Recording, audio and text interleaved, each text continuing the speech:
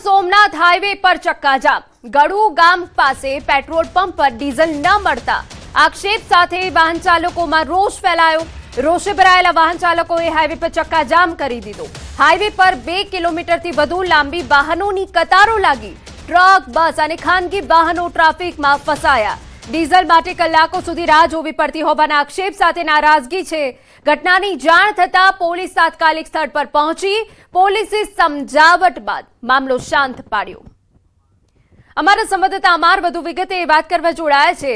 અમાર, શું સ્થિતિ સર્જાઈ છે, શું વિગત? ચોક્કસ કે છેલ્લા 4-5 દિવસથી જૂનાગઢ જિલ્લાના અનેક એવા ગ્રામ્ય પંથક છે કે જ્યાં ડીઝલ લેવા માટે પડાપડી જોવા મળી રહી છે। ત્યારે તેવા જ એક દ્રશ્યો આવ્યા છે।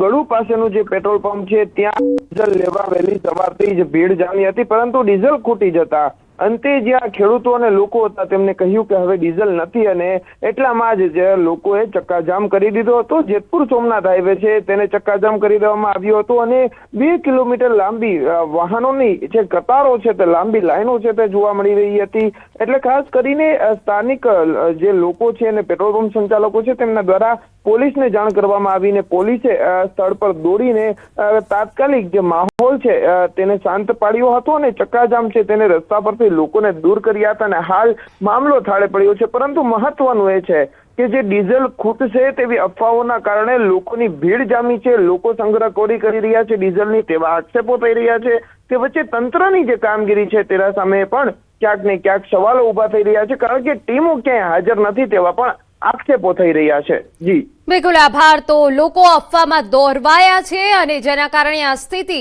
ઊભી થઈ છે।